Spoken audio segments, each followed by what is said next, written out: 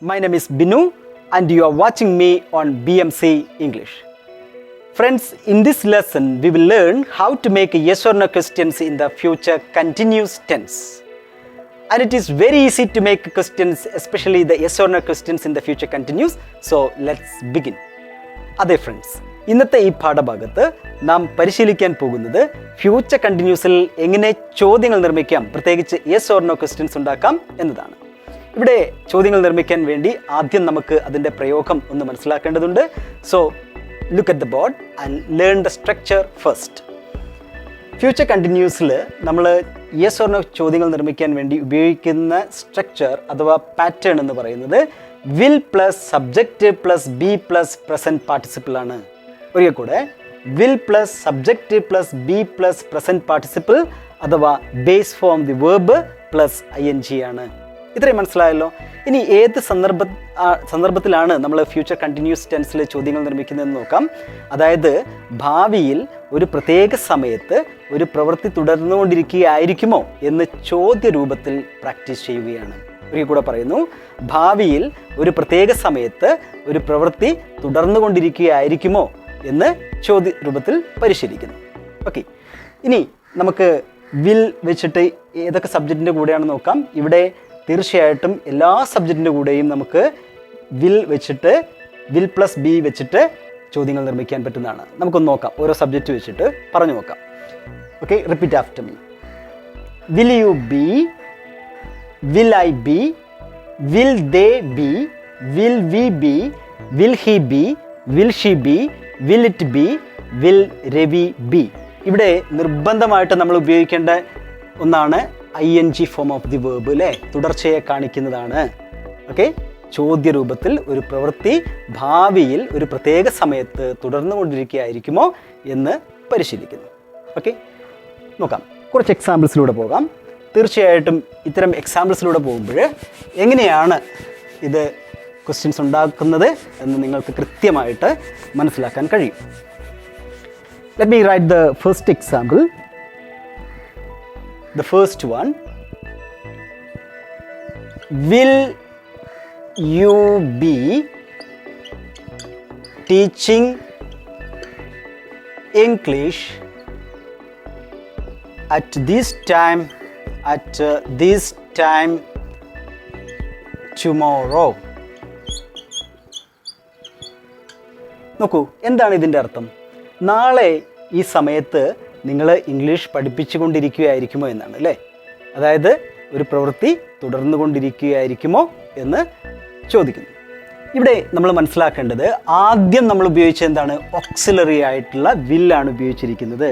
അതിനുശേഷം നമ്മൾ ഉപയോഗിച്ചിരിക്കുന്നത് എന്താണ്? സബ്ജക്റ്റ് പ്ലസ് ബി ഫോം, അല്ലേ? ബി പ്ലസ് എന്താണ്? ING of the verb.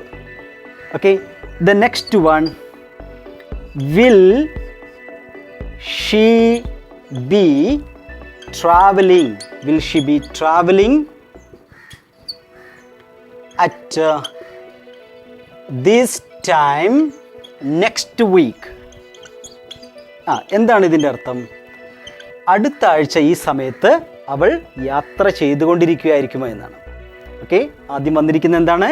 Auxiliary ഫോമായ will plus subject plus be plus എന്താണ്?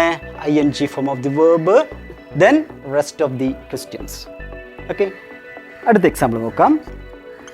Will it be raining? Will it be raining tonight? ഇന്ന് രാത്രി മഴ പെയ്തുകൊണ്ടിരിക്കുകയായിരിക്കുമോ? ഓക്കെ, കുറച്ചുകൂടി എക്സാമ്പിൾസ് നോക്കാം. അപ്പോൾ വളരെ ഈസി ആയിട്ട് നിങ്ങൾക്ക് തന്നെ സ്വന്തമായിട്ട് ക്വസ്റ്റ്യൻസ് ഉണ്ടാക്കാൻ കഴിയുന്നതാണ്. ഓക്കെ,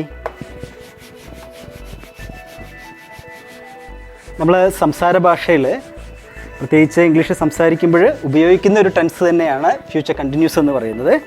അപ്പോൾ തീർച്ചയായിട്ടും അത് എങ്ങനെ പ്രയോഗിക്കുന്നു എന്ന് നമ്മൾ മനസ്സിലാക്കേണ്ടതാണ്. Okay, anyway let me write the next example. Will your mother be cooking this afternoon? This afternoon. എന്താണ് അർത്ഥം? ഇന്ന് ഉച്ചയ്ക്ക് ശേഷം നിങ്ങളുടെ അമ്മ പാചകം ചെയ്തുകൊണ്ടിരിക്കുകയായിരിക്കുമോ എന്നാണ്.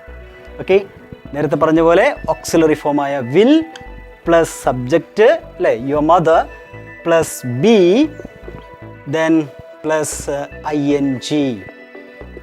Okay, the next one, will they be playing, will they be playing cricket this evening? ഇന്ന് വൈകുന്നേരം അവർ ക്രിക്കറ്റ് കളിച്ചുകൊണ്ടിരിക്കുകയായിരിക്കുമോ എന്നാണ്. ഓക്കെ, കുറച്ചുകൂടി എക്സാമ്പിൾസ് നോക്കാം.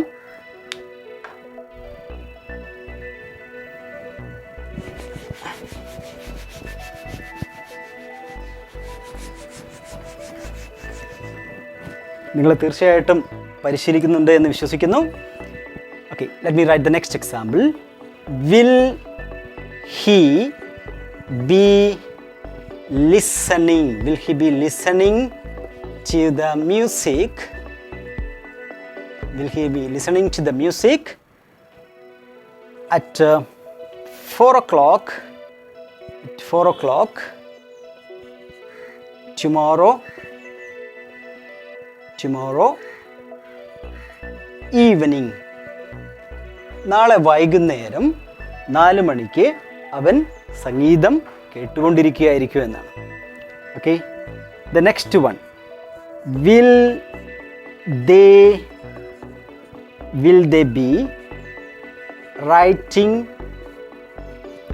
they be writing the exam? At 10 o'clock tomorrow morning? നാളെ രാവിലെ 10 മണിക്ക് അവർ എക്സാം എഴുതിക്കൊണ്ടിരിക്കുകയായിരിക്കുമെന്ന്. ഓക്കെ, അപ്പോൾ ഫ്യൂച്ചറിൽ ഒരു പ്രവൃത്തി അങ്ങനെ ചെയ്തുകൊണ്ടിരിക്കുകയായിരിക്കുമോ എന്ന് നമ്മൾ ചോദ്യരൂപത്തിൽ പരിശീലിക്കുന്നു. ഇനി ഒരു കാര്യം കൂടെ, അതായത് നമ്മൾ ടൈം റെഫറൻസ് ഒന്നും ഇല്ലാതെ വളരെ ഈസി ആയിട്ട് തന്നെ ചോദ്യങ്ങൾ ഉണ്ടാക്കാൻ പറ്റുന്നതാണ്. നിങ്ങൾ എൻ്റെ കൂടെ ഒന്ന് പറഞ്ഞു നോക്കുക. Will you be watching TV? Will they be playing volleyball? Will he be singing songs? Will she be cleaning the room? Will they be cooking? ഇങ്ങനെ നിങ്ങളും പരിശീലിച്ച് നോക്കുക. ഇന്നത്തെ ഈ ക്ലാസ് നിങ്ങൾക്ക് എല്ലാവർക്കും ഇഷ്ടമായി എന്ന് കരുതുന്നു. നിങ്ങൾക്ക് ഇന്നത്തെ ക്ലാസ് പ്രയോജനപ്പെട്ടിട്ടുണ്ടെങ്കിൽ തീർച്ചയായിട്ടും എനിക്കൊരു ലൈക്ക് തരിക. അതുകൂടാതെ നിങ്ങളുടെ കൂട്ടുകാർക്ക് ഷെയർ ചെയ്ത് കൊടുക്കുകയും ചെയ്യുക. Okay, I will be back soon with another lesson. Till then, bye.